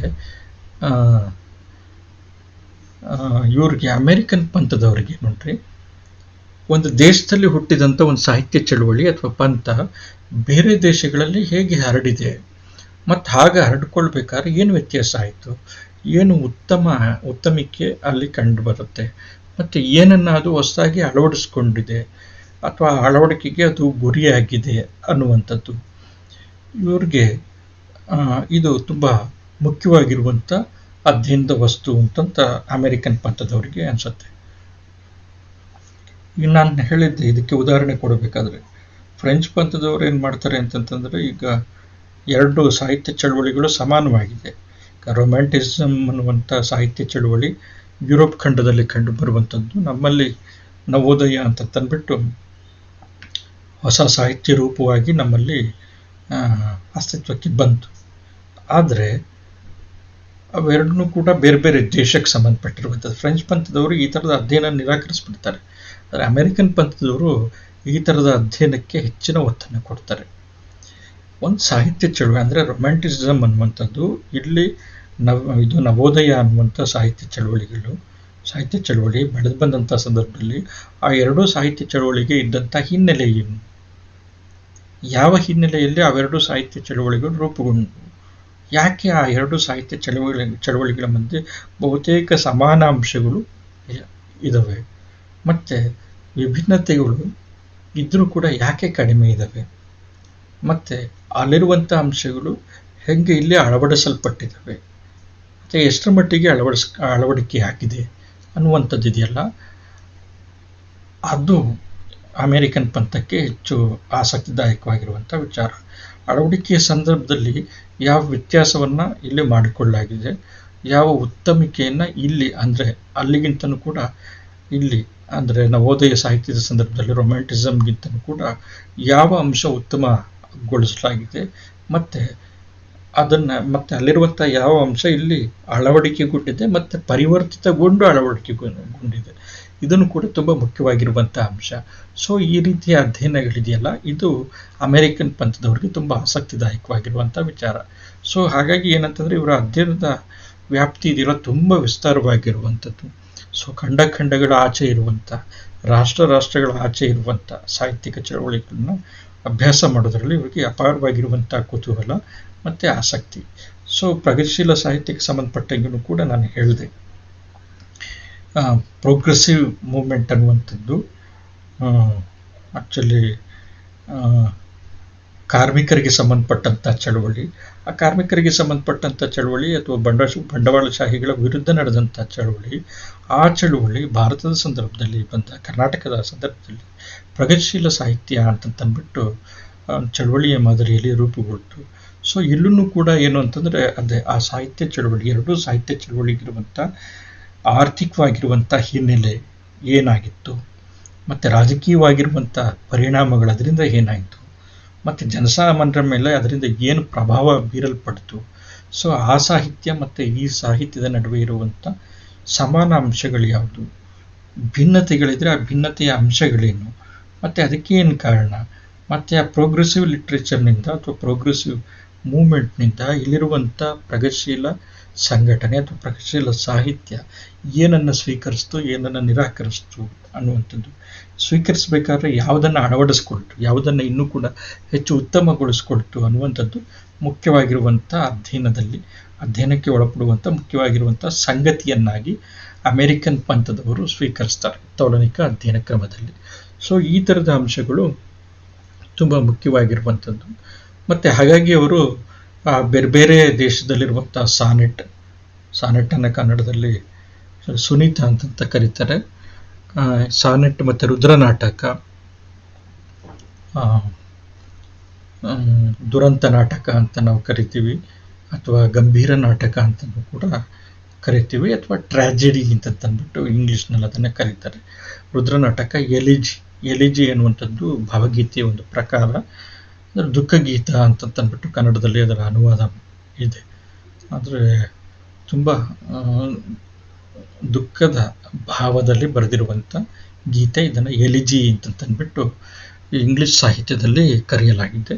ಸೊ ಇವುಗಳನ್ನು ಅಂದರೆ ಕನ್ನಡದಲ್ಲಿರುವಂಥ ಸಾನೆಟ್ ಮತ್ತು ಇಂಗ್ಲೀಷ್ನಲ್ಲಿರುವಂಥ ಸಾನೆಟ್ ಇವನ್ನ ಒಟ್ಟಿಗೆ ತಂದು ಹೋಲಿಕೆ ಮಾಡುವಂಥದ್ದು. ಅವು ಸಮಾನವಾಗಿರುವಂಥ ಅಂಶಗಳಿರಲಿ ಇಲ್ಲದೆ ಇರಲಿ, ಆದರೆ ಅವೆರಡು ಸಾನೆಟ್ಗಳು ಅನ್ನುವಂಥದ್ದೇ ಸಮಾನಾಂಶ. ಎಲಿಜಿಗಳು ಸಮಾನಾಂಶ, ರುದ್ರನಾಟಕ ಸಮಾನಾಂಶ. ರುದ್ರನಾಟಕ ಅಂದ ತಕ್ಷಣ ಎಜಾಕ್ಸ್ ಮತ್ತು ಅಶ್ವತ್ಥಾಮ ಒಟ್ಟಿಗೆ ತರ್ಬೋದು. ಮತ್ತು ಗದಾಯುದ್ಧವನ್ನು ಸ್ವತಂತ್ರವಾಗಿ ಇದು ರನ್ನನ ಗದಾಯುದ್ಧ ನಾಟಕ ರನ್ನನ ಗದಾಯುದ್ಧ ಸಾಹಸ ಭೀಮ ವಿಜಯವನ್ನು ಆಧರಿಸಿ PMC ಅವರು ಗದಾಯುದ್ಧವನ್ನು ದುರಂತ ನಾಟಕದ ರೂಪದಲ್ಲಿ ವಿನ್ಯಾಸಗೊಳಿಸಿರಲ್ಲ. ಇದು ಯಾಕೆ ಅಂದರೆ ಗಂಭೀರ ನಾಟಕಗಳು, ರುದ್ರ ನಾಟಕಗಳು, ಮತ್ತು ಇಲ್ಲಿ ಸ್ವತಂತ್ರವಾಗಿ ರೂಪುಗೊಂಡಂಥ ಒಂದು ನಾಟಕ, ಅಂದರೆ ಮಹಾಕಾವ್ಯದ ಆಧಾರದ ಮೇಲೆ. ಇದು ಬೇರೆ ದೇಶಕ್ಕೆ ಸಂಬಂಧಪಟ್ಟಂಗಿಲ್ಲ, ಇದೇ ದೇಶಕ್ಕೆ ಸಂಬಂಧಪಟ್ಟಂಥ, ಅದೇ ಭಾಷೆಗೆ ಸಂಬಂಧಪಟ್ಟಂಥ, ಅಂದರೆ ಕನ್ನಡದ್ದೇ ಆಗಿರುವಂಥ ಸಾಹಸ ಭೀಮ ವಿಜಯ ಕನ್ನಡಿಗರ ಲೇಖಕರಾಗಿರುವಂಥ ಗದಾಯುದ್ಧ ನಾಟಕವನ್ನಾಗಿ ರೂಪಿಸುವಂಥದ್ದು. ಅದು ಯಾವ ಪ್ರಕಾರದಲ್ಲಿ ಅಂತಂದರೆ ಪಾಶ್ಚಾತ್ಯರ ರುದ್ರ ನಾಟಕದ ಅಥವಾ ಟ್ರ್ಯಾಜಿಡಿಯ ಮಾದರಿಯಲ್ಲಿ. ಸೊ ಪಾಶ್ಚಾತ್ಯ ಮಾದರಿ ಮತ್ತು ಇಲ್ಲಿರುವಂಥ ವಸ್ತು ಮತ್ತು ರೂಪವನ್ನು ಅಲ್ಲಿಂದ ತೆಗೆದುಕೊಂಡಿರುವಂಥ ನಾಟಕದ ರೂಪವನ್ನು. ಸೊ ಇದನ್ನು ಆಧರಿಸ್ಬಿಟ್ಟು ಅಧ್ಯಯನ ಮಾಡುವಂಥದ್ದು. ಇವೆಲ್ಲನೂ ಕೂಡ ಅಮೇರಿಕನ್ ಪಂಥದವರಿಗೆ ತುಂಬ ಮುಖ್ಯ ಅಂತ ಅನ್ಸುತ್ತೆ. ಮತ್ತು ಇನ್ನೊಂದು ತುಂಬ ವಿಸ್ತೃತವಾಗಿರುವಂಥದ್ದು ಏನು ಅಂತಂತಂದರೆ, ಜಗತ್ತಿನ ಬೇರೆ ಬೇರೆ ಭಾಷೆಗಳಲ್ಲಿ ಹುಟ್ಕೊಂಡಿರುವಂಥ, ಅಂದರೆ ಜಗತ್ತಿನ ಬೇರೆ ಬೇರೆ ಭಾಷೆ ಅಥವಾ ಜಗತ್ತಿನ ಬೇರೆ ಬೇರೆ ರಾಷ್ಟ್ರಗಳಲ್ಲಿ ಮತ್ತು ಭಾಷೆಗಳಲ್ಲಿ ಕೆಲವು ನಿರ್ದಿಷ್ಟವಾಗಿರುವಂಥ ಸ್ಪೆಸಿಫಿಕ್ ಆಗಿರುವಂಥ ಚಾರಿತ್ರಿಕ ರಾಜಕೀಯ ಪರಿಸ್ಥಿತಿಗಳಲ್ಲಿ ನಿರ್ದಿಷ್ಟ ಸಾಹಿತ್ಯ ಪ್ರವೃತ್ತಿ ಇದೆಯಲ್ಲ, ಇದು ಪುನರಾವರ್ತನೆಗೊಳ್ತಾ ಇರುತ್ತೆ ಅನ್ನುವಂಥದ್ದು ಸಾಮಾನ್ಯವಾಗಿರುವಂಥ ಒಂದು ಪ್ರಮೇಯ. ಅದು ಅಮೆರಿಕನ್ ಪಂಥದವ್ರದ್ದು. ಕಾಲ ಸ್ಥಳಗಳ ದೃಷ್ಟಿಯಿಂದ ಬೇರೆ ಬೇರೆ ಆಗಿದ್ದರೂ ಕೂಡ ಈ ಸಾಹಿತ್ಯಗಳು ಕಾಲದ ದೃಷ್ಟಿಯಿಂದ ಒಂದು ರಾಷ್ಟ್ರದಲ್ಲಿ ಅಥವಾ ಒಂದೇ ರಾಷ್ಟ್ರದಲ್ಲಿ ಬೇರೆ ಬೇರೆ ಕಾಲ ಇರ್ಬೋದು, ಅಥವಾ ಬೇರೆ ಬೇರೆ ರಾಷ್ಟ್ರಗಳಲ್ಲಿ ಬೇರೆ ಬೇರೆ ಕಾಲ ಇರ್ಬೋದು. ಕಾಲ ಮತ್ತು ಸ್ಥಳದ ದೃಷ್ಟಿಯಿಂದ ಬೇರೆ ಬೇರೆ ರಾಷ್ಟ್ರಗಳಲ್ಲಿ ಸ್ಥಳದ ದೃಷ್ಟಿಯಿಂದ ಬೇರೆ ಬೇರೆ ಆಗಿದ್ರೂ ಕೂಡ ಇಂಥ ಸಾಹಿತ್ಯದಲ್ಲಿ ಸಮಾನ ಆಶಯ ಧೋರಣೆ ಕಂಡುಬರುತ್ತೆ. ನೋಡಿ, ಪ್ರತಿಪಾದನೆ ಮಾಡ್ತಾ ಇರುವಂಥದ್ದು ಏನು ಅಂತಂತಂದರೆ, ಜಗತ್ತಿನ ಬೇರೆ ಬೇರೆ ರಾಷ್ಟ್ರಗಳಲ್ಲಿ ಕೆಲವು ನಿರ್ದಿಷ್ಟವಾಗಿರುವಂಥ ಚಾರಿತ್ರಿಕ ಮತ್ತು ರಾಜಕೀಯ ಸಂದರ್ಭಗಳಲ್ಲಿ ಸಾಹಿತ್ಯ ಅನ್ನುವಂಥದ್ದು, ಅಂದರೆ ಆ ಸಾಹಿತ್ಯಿಕ ಸ್ವರೂಪ ಅನ್ನುವಂಥದ್ದು, ಸಾಹಿತ್ಯಿಕ ಪ್ರವೃತ್ತಿ ಅನ್ನುವಂಥದ್ದು ನಿರ್ದಿಷ್ಟವಾಗಿರುವಂಥ ರೂಪಗಳಲ್ಲಿ, ನಿರ್ದಿಷ್ಟವಾಗಿರುವಂಥ ವಿನ್ಯಾಸದಲ್ಲಿ ಪುನರಾವರ್ತನೆಗೊಳ್ತಾ ಇರುತ್ತೆ. ಒಂದೇ ರೀತಿ ಅದು ಏನಾಗ್ತಾ ಇರುತ್ತೆ ಅಂತಂತಂದರೆ ತನ್ನನ್ನು ಅಭಿವ್ಯಕ್ತಿಗೊಳಿಸ್ಕೊಳ್ತಾ ಇರುತ್ತೆ. ಯಾಕೆ ಹಿಂಗಾಗುತ್ತೆ ಅನ್ನುವಂಥದ್ದು ಮುಖ್ಯವಾಗಿರುವಂಥ ಪ್ರಶ್ನೆ. ಮತ್ತು ಈ ಥರದ ಸಾಹಿತ್ಯಿಕ ವಿನ್ಯಾಸಗಳು ಕಾಲ ಮತ್ತು ಸ್ಥಳಗಳ ದೃಷ್ಟಿಯಿಂದ ಬೇರೆ ಬೇರೆಯಾಗಿದ್ದು ಕೂಡ ಇಂಥ ಸಾಹಿತ್ಯಗಳಲ್ಲಿ ಸಮಾನ ಆಶಯ ಧೋರಣೆ ಕಾಣುತ್ತೆ. ಸೊ ಇದಕ್ಕೆ ಒಂದು ಉದಾಹರಣೆಯನ್ನು ಕೊಡೋದಾದರೆ, ವಸಾಹತು ಶಾಹಿತ್ವಕ್ಕೆ ಒಳಪಟ್ಟಂಥ ದೇಶಗಳು, ಈಗ ದಕ್ಷಿಣ ಏಷ್ಯಾದಲ್ಲಿ ಭಾರತದಂಥ ಒಂದು ದೇಶ, ದಕ್ಷಿಣ ಅಮೇರಿಕಾದಲ್ಲಿ ಚಿಲಿ, ಪನಾಮಾ, ಪೆರುಗ್ವೆ, ಈ ಥರ ಅರ್ಜೆಂಟೈನಾ, ಬ್ರೆಜಿಲ್, ಈ ಥರದ ದೇಶಗಳು ಇವೆಲ್ಲನೂ ಕೂಡ ವಸಾಹತು ಆಗಿದ್ದಂಥ ದೇಶಗಳು. ಇಲ್ಲೆಲ್ಲನೂ ಕೂಡ ಏನು ಅಂತಂದರೆ, ವಸಾಹತು ಶಾಹಿಗೆ ಪ್ರತಿರೋಧವಾಗಿ ಬಂದಂಥ ಸಾಹಿತ್ಯಗಳು ತುಂಬ ಪ್ರಮುಖವಾಗಿ ಒಂದು ನಿರ್ದಿಷ್ಟ ಕಾಲಘಟ್ಟದಲ್ಲಿ ನಿರ್ದಿಷ್ಟವಾಗಿರುವಂಥ ಚಾರಿತ್ರಿಕ ಸಂದರ್ಭದಲ್ಲಿ, ನಿರ್ದಿಷ್ಟ ರಾಜಕೀಯ ವ್ಯವಸ್ಥೆ ಅಸ್ತಿತ್ವದಲ್ಲಿದ್ದಂಥ ಸಂದರ್ಭದಲ್ಲಿ ಅಸ್ತಿತ್ವಕ್ಕೆ ಬಂದಿದ್ದಾವೆ. ಅಂದರೆ ಅಲ್ಲಿ ಬೇರೆ ಬೇರೆ ದೇಶದವರು ಅಲ್ಲಿರುವಂಥ ಮೂಲ ಸ್ಥಳೀಕರನ್ನು ಆಳ್ತಾ ಇದ್ದಂಥದ್ದು, ರಾಜಕೀಯವಾಗಿರುವಂಥದ್ದು ನಿರ್ದಿಷ್ಟ ಕಾಲಘಟ್ಟದಲ್ಲಿ ಆಳಿದ್ದಾರೆ. ಸೊ ಅದಕ್ಕೆ ಪ್ರತಿರೋಧವಾಗಿ ಬಂದಂಥ ಸಾಹಿತ್ಯ ಅಲ್ಲೂ ಇದೆ, ಇಲ್ಲೂ ಇದೆ. ಆ ಸಾಹಿತ್ಯದಲ್ಲಿರುವಂಥ ಪ್ರವೃತ್ತಿ ಇದೆಯಲ್ಲ, ಆ ಪ್ರವೃತ್ತಿ ಅಲ್ಲೂ ಪುನರಾವರ್ತನೆಯಾಗಿದೆ, ಇಲ್ಲೂ ಪುನರಾವರ್ತನೆಯಾಗಿದೆ. ಅಂದರೆ ಅದರಲ್ಲಿ ಕಂಡುಬರುವಂಥ ಮುಖ್ಯವಾಗಿರುವಂಥ ಸಾಹಿತ್ಯಿಕ ಪ್ರವೃತ್ತಿ ಏನು ಅಂತಂತಂದರೆ, ಹೊರಗಿನಿಂದ ಬಂದು ಆಳ್ತಾ ಇರುವಂಥವರ ವಿರುದ್ಧ ಪ್ರತಿರೋಧ ವ್ಯಕ್ತಪಡಿಸುವಂಥದ್ದು. ಇದು ಪುನರಾವೃತ್ತಿ ಆಗ್ತಾ ಬರುತ್ತೆ, ಅಲ್ಲೂ ಇದೆ, ಇಲ್ಲೂ ಇದೆ. ಸೊ ಹಾಗಾಗಿ ಮತ್ತೆ ಕಾಲ ಮತ್ತು ಸ್ಥಳದ ದೃಷ್ಟಿಯಿಂದ ನಮ್ಮಲ್ಲಿ 1600ರಿಂದ ಪಾಶ್ಚಾತ್ಯರ ಪ್ರವೇಶ ಆಯಿತು. ಅಲ್ಲಿ ಬೇರೆ ಬೇರೆ ಕಾಲಘಟ್ಟಗಳಲ್ಲಿ ಪಾಶ್ಚಾತ್ಯರ ಅಥವಾ ಬೇರೆ ಬೇರೆ ದೇಶದವರ ಪ್ರವೇಶ ಆಗಿದೆ ಅಲ್ಲಿ. ಸೊ ಅವ್ರು ಆಳಬೇಕಾದ್ರೆ ಏನಾಗಿದೆ, ಬೇರೆ ಬೇರೆ ಕಾಲಘಟ್ಟಗಳಲ್ಲಿ ಬೇರೆ ಬೇರೆ ಸ್ಥಳಗಳಲ್ಲಿ ಈ ಸಾಹಿತ್ಯ ರೂಪುಗೊಂಡ್ರೂ ಕೂಡ ಈ ಸಾಹಿತ್ಯಗಳ ಮನೋಧರ್ಮ ಅಥವಾ ಆಶಯ ಅಥವಾ ಧೋರಣೆ ಸಮಾನವಾಗಿದೆ. ಹೊರಗಿನವರ ವಿರುದ್ಧ ಬಂಡಾಯ ಹೇಳುವಂಥದ್ದು, ಪ್ರತಿರೋಧ ವ್ಯಕ್ತಪಡಿಸುವಂಥದ್ದು, ಕ್ರಾಂತಿಯ ಮನೋಧರ್ಮವನ್ನು ತೋರಿಸುವಂಥದ್ದು, ಅಥವಾ ನೀವು ನಮ್ಮನ್ನು ಬಿಟ್ಟು, ನಮ್ಮ ದೇಶವನ್ನು ನಮಗೆ ಬಿಟ್ಟು ನೀವು ತೆರಳಿ ಅನ್ನುವಂಥ ಧ್ವನಿ ಆ ಸಾಹಿತ್ಯ ಕೃತಿಗಳಲ್ಲಿ ಸಮಾನವಾಗಿ ಕಂಡುಬರುತ್ತೆ. ಸೊ ಹಾಗಾಗಿ ಏನಂತಂದರೆ, ಈ ಥರದ ಒಂದು ರಾಜಕೀಯ ಚಾರಿತ್ರಿಕ ಒಂದು ವ್ಯವಸ್ಥೆ ಈ ಇಡೀ ಜಗತ್ತಿನಲ್ಲಿ ಎಲ್ಲೆಲ್ಲಿ ಕಂಡು ಬಂದಿದೆ ಅಲ್ಲೆಲ್ಲ ಇಂಥ ಸಾಹಿತ್ಯ ರಚನೆಯಾಗಿದೆ, ಅದು ಯಾವುದೇ ಕಾಲಘಟ್ಟದಲ್ಲಿರಲಿ. ಸೊ ಹಾಗಾಗಿ ಏನಂತಂದರೆ, ಜಾಗತಿಕ ಸಾಹಿತ್ಯ ದೃಷ್ಟಿಯಲ್ಲಿ ನೋಡ್ರಿ, ಅಮೆರಿಕನ್ ಪಂಥದವ್ರು ಏನು ಪ್ರತಿಪಾದನೆ ಮಾಡ್ತಾರೆ ಅಂತಂದರೆ, ಜಾಗತಿಕ ಸಾಹಿತ್ಯ ದೃಷ್ಟಿಯಲ್ಲಿ ಸಾಮಾಜಿಕ ಚಾರಿತ್ರಿಕ ಪರಿಸ್ಥಿತಿಗಳಿಗೆ ಬದ್ಧವಾಗಿರುವಂಥ ಸಾಹಿತ್ಯ ಸೃಜನೆಯಲ್ಲಿ ನೋಡ್ರಿ, ಸಾಹಿತ್ಯ ಸೃಜನೆಯಲ್ಲಿ ಒಂದು ನಿಯತವಾಗಿರುವಂಥ, ಒಂದು ಕ್ರಮಬದ್ಧವಾಗಿರುವಂಥ, ಒಂದು ವ್ಯವಸ್ಥಿತವಾಗಿರುವಂಥ ನಿಯಮಗಳನ್ನು ಕಾಣೋದಕ್ಕೆ ಸಾಧ್ಯ ಇದೆ ಅಂತಂದ್ಬಿಟ್ಟು, ಒಟ್ಟು ವಿಶ್ವದ ಸಾಹಿತ್ಯದಲ್ಲಿ ನಿರ್ದಿಷ್ಟವಾಗಿರುವಂಥ ಸಾಮಾಜಿಕ ಚಾರಿತ್ರಿಕ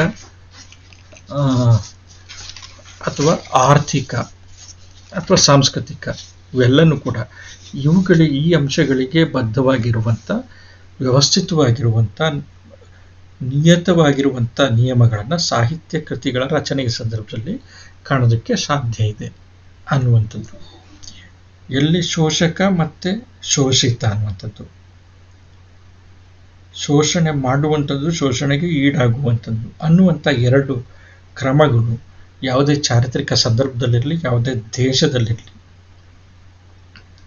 ಯಾವುದೇ ರಾಜಕೀಯ ವಿನ್ಯಾಸದಲ್ಲಿರಲಿ, ಆಳುವಂಥವರಿರಲಿ, ಆಳಿಸಿಕೊಳ್ಳುವಂಥವರಿರಲಿ, ಈ ಥರದ ಬೈನರಿಗಳೆಲ್ಲಿ ಕಂಡು ಬರ್ತವೆ, ಈ ಥರದ ದ್ವಂದ್ವತೆಗಳೆಲ್ಲಿ ಕಂಡು ಬರುತ್ತೆ, ಅಲ್ಲಿ ಒಂದೇ ರೀತಿಯ, ಅಂದರೆ ಸಮಾನವಾಗಿರುವಂಥ ಪ್ರತಿರೋಧವನ್ನು ವ್ಯಕ್ತಪಡಿಸುವಂಥ, ಬಂಡಾಯವನ್ನು ತೋರುವಂಥ, ದಮನಿತರಾಗಿದ್ದರೂ ಕೂಡ ತಮ್ಮ ಕ್ಷೀಣ ಧ್ವನಿಯನ್ನು ಗಟ್ಟಿಯಾಗಿ ಹೇಳುವ ಪ್ರಯತ್ನ ಮಾಡುವಂಥ ಧ್ವನಿಗಳು ಎಲ್ಲ ಸಾಹಿತ್ಯಗಳಲ್ಲೂ ಕೂಡ ಕಂಡುಬಂದಿದೆ.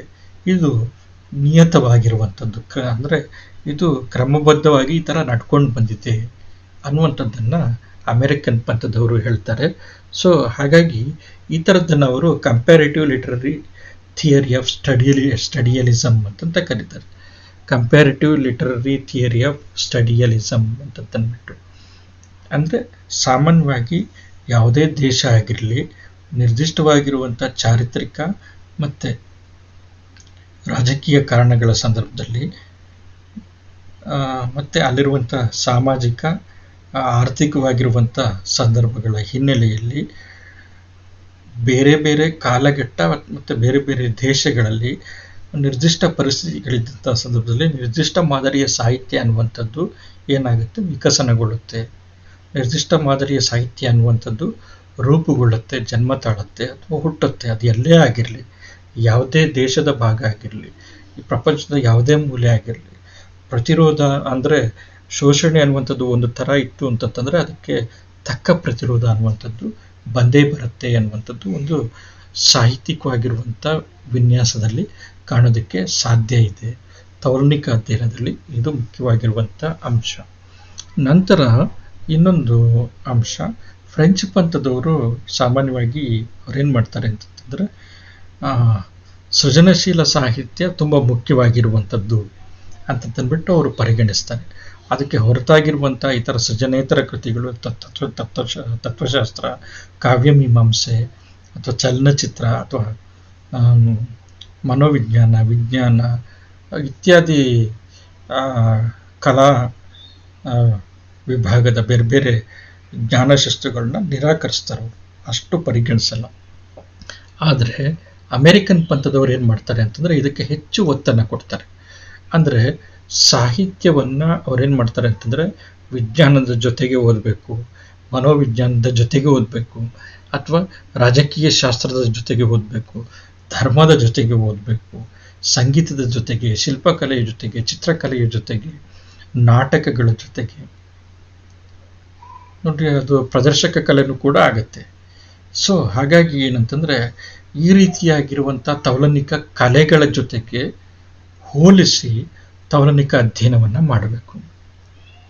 ಇದ್ರ ಜೊತೆಗೆ ಇನ್ನೂ ಸೇರಿಸ್ತಾರೆ ಅಂತಂದರೆ ತತ್ವಶಾಸ್ತ್ರ ಮತ್ತು ಕಾವ್ಯಮೀಮಾಂಸೆಯನ್ನು ಕೂಡ, ಸಾಹಿತ್ಯದ ತತ್ವಗಳನ್ನು ಹೇಳುವಂಥ ಕಾವ್ಯಮೀಮಾಂಸೆ ಅದನ್ನು ಕೂಡ ಸೇರಿಸಬೇಕು ತೌಲನಿಕ ಅಧ್ಯಯನದಲ್ಲಿ. ಸಾಹಿತ್ಯದ ಜೊತೆ ಅದನ್ನು ಕೂಡ ಏನು ಮಾಡಬೇಕು ಅಂತಂದರೆ ಕಂಪೇರ್ ಮಾಡಬೇಕು, ಹೋಲಿಸಬೇಕು, ತದನಂತರ ವಿಶ್ಲೇಷಣೆ ಮಾಡಬೇಕು. ಅದೇ ರೀತಿ ತತ್ವಶಾಸ್ತ್ರವನ್ನು, ಸಾಹಿತ್ಯ ತತ್ವ, ಕಾವ್ಯ ತತ್ವ ಮತ್ತು ತತ್ವಶಾಸ್ತ್ರವನ್ನು ಇವುಗಳನ್ನೆಲ್ಲನೂ ಕೂಡ ಅಭ್ಯಾಸ ಮಾಡೋದಕ್ಕೆ ಸಾಧ್ಯ ಇದೆ ಅಂತ ತಂದ್ಬಿಟ್ಟು ಅವರು ಪ್ರತಿಪಾದಿಸಿ ಆ ತೌಲನಿಕ ಅಧ್ಯಯನಕ್ಕೆ ಅತಿ ಹೆಚ್ಚಿನ ವಿಸ್ತೃತತೆಯನ್ನು ಕೊಡ್ತಾರೆ. ಇದನ್ನು ಪ್ರತಿಪಾದಿಸಿದವನು ಹೆನ್ರಿ ಎಚ್ ರೆಮಾರ್ಕ್ ಅನ್ನುವಂಥವನು. ಇದನ್ನು ವ್ಯಾಖ್ಯೆಗಳ ಸಂದರ್ಭದಲ್ಲಿ ನೋಡಿದ್ವಿ.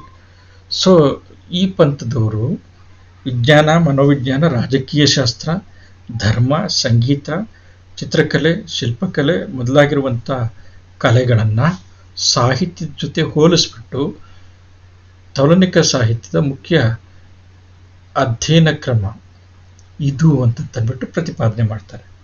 ಈ ಹೋಲಿಸುವಂಥದ್ದನ್ನು ಇವೆಲ್ಲದರ ಜೊತೆ, ಈ ಬೇರೆ ಬೇರೆ ಜ್ಞಾನಶಾಸ್ತ್ರಗಳ ಜೊತೆಗೆ ಸಾಹಿತ್ಯವನ್ನು ಹೋಲಿಸುವಂಥದ್ದನ್ನು ನಿಜವಾಗಿರುವಂಥ ತೌಲನಿಕ ಸಾಹಿತ್ಯದ ಅಧ್ಯಯನ ಕ್ರಮ ಅಂತ ಮಾಡ್ತಾರೆ. ಸೊ ಅದ್ರ ಮುಖಾಂತರ ಅವ್ರು ಏನು ಮಾಡ್ತಾರೆ ಅಂತಂತಂದರೆ ಆ್ಯಕ್ಚುಲಿ ಮನುಷ್ಯನ ಅಭಿವ್ಯಕ್ತಿಯ ಕ್ಷೇತ್ರಗಳಿವೆಲ್ಲರೂ ಕೂಡ, ನಾಟಕ ಇರಲಿ, ಸಿನಿಮಾ ಇರಲಿ, ಅಥವಾ ಮನೋವಿಜ್ಞಾನ ಇರಲಿ, ವಿಜ್ಞಾನ ಇರಲಿ, ರಾಜಕೀಯ ಶಾಸ್ತ್ರ, ಧರ್ಮ, ಸಂಗೀತ, ಶಿಲ್ಪಕಲೆ, ಚಿತ್ರಕಲೆ ಎಲ್ಲನೂ ಕೂಡ, ಇವೆಲ್ಲ ತತ್ವಶಾಸ್ತ್ರ, ಕಾವ್ಯಮೀಮಾಂಸೆ, ಬೇರೆ ಬೇರೆ ಯಾವ ಡಿಸಿಪ್ಲಿನ್ ಇರಲಿ, ಜ್ಞಾನಶಾಸ್ತ್ರಗಳಲ್ಲಿ ಮನುಷ್ಯನ ಅಭಿವ್ಯಕ್ತಿಯ ಕ್ಷೇತ್ರ ಮತ್ತು ಇದರ ಜೊತೆ ಸಾಹಿತ್ಯ ಪಡೆಯುವಂಥ, ಇದರ ಜೊತೆಗಿನ ಅಧ್ಯಯನದಿಂದ ಸಾಹಿತ್ಯ ಪಡೆಯುವಂಥ ಸ್ವರೂಪ ಮತ್ತು ಆ ಸಾಹಿತ್ಯ ಇವುಗಳ ಬಲದೊಂದಿಗೆ, ಇವುಗಳ ನೆರವಿನೊಂದಿಗೆ ಮಾಡುವಂಥ ಕಾರ್ಯಗಳು, ಇದನ್ನು ತಿಳಿಯೋದಕ್ಕೆ ಸಾಧ್ಯ ಇದೆ ಅಂತ ತಂದ್ಬಿಟ್ಟು ಅಮೇರಿಕನ್ ಪಂಥದವರು ಆ್ಯಕ್ಚುಲಿ ಅವರು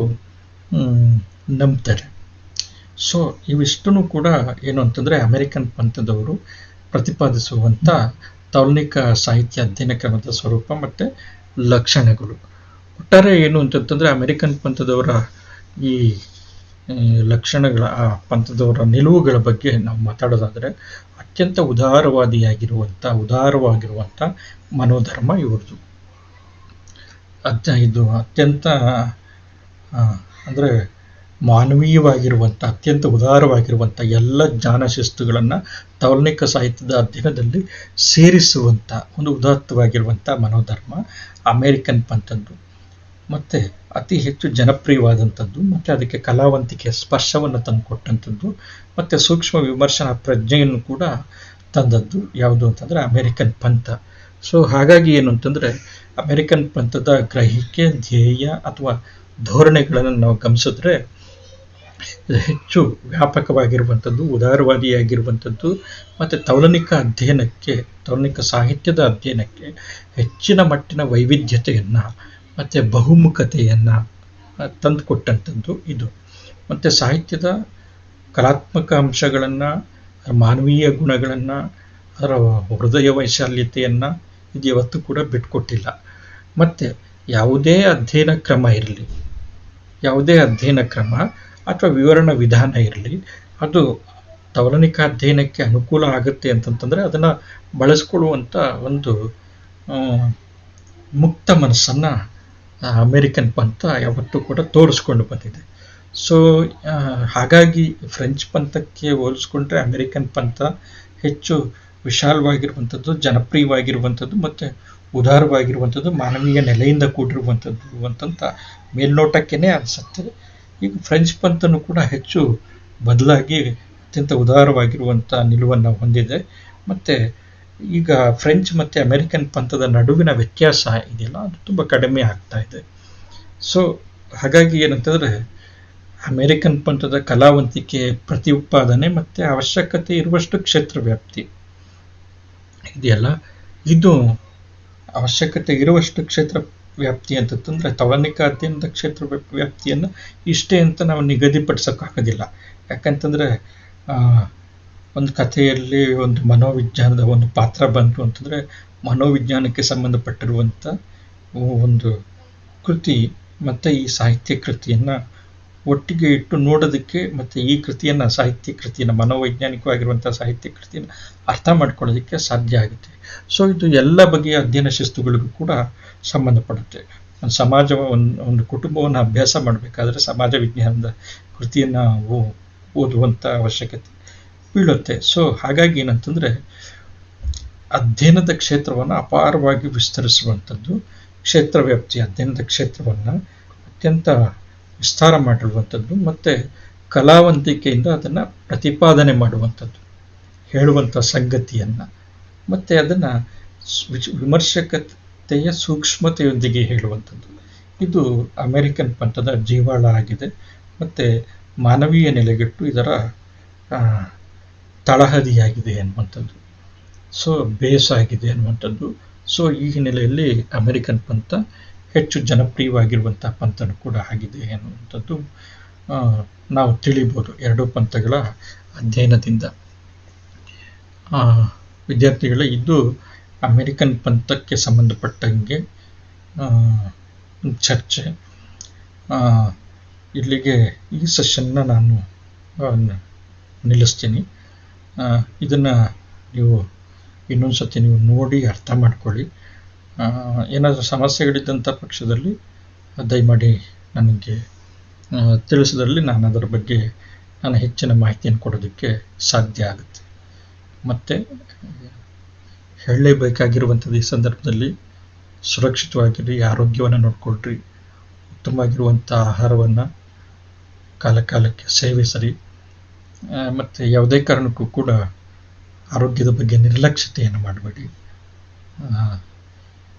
ನಿಮ್ಮ ಊಟೋಪಚಾರಗಳಲ್ಲಿ ಕ್ರಮಬದ್ಧತೆ, ಉತ್ತಮವಾಗಿರುವಂಥ ಆಹಾರವನ್ನು ಸೇವಿಸುವಂಥದ್ದು, ಸ್ವಲ್ಪ ಎಚ್ಚರಿಕೆಯಿಂದ ಇರುವಂಥದ್ದು, ಸುರಕ್ಷತೆಯ ಕ್ರಮ, ಆರೋಗ್ಯ ಸುರಕ್ಷತೆಯ ಕ್ರಮಗಳನ್ನು ನೋಡಿಕೊಳ್ಳುವಂಥದ್ದು, ಇದು ನಮ್ಮನ್ನು ಈ ಸಂದರ್ಭದಲ್ಲಿ ಹೆಚ್ಚು